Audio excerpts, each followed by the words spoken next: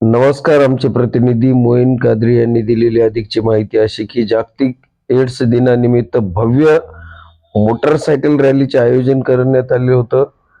जिल्हा एड्स प्रतिबंधक व नियंत्रण विभाग, जिल्हा रुग्णालय हिंगोली व शिवाजी महाविद्यालय हिंगोली यांच्या संयुक्त विद्यमानाने आज दिनांक रोजी जागतिक एड्स दिनानिमित्त भव्य अशी मोटरसायकल रॅली काढण्यात आली होती.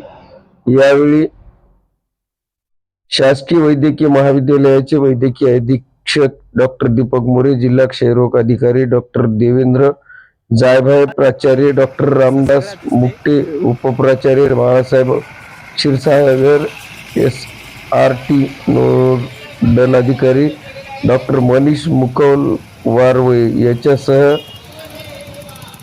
विहान NGO यांचे कर्मचारी व आरोग्य विभागातील कर्मचारी यांनी परिश्रम घेतले. आमच्या यूट्यूब चॅनलला लाईक करा, शेअर करा, सबस्क्राईब करायला विसरू नका. जय हिंद, जय महाराष्ट्र.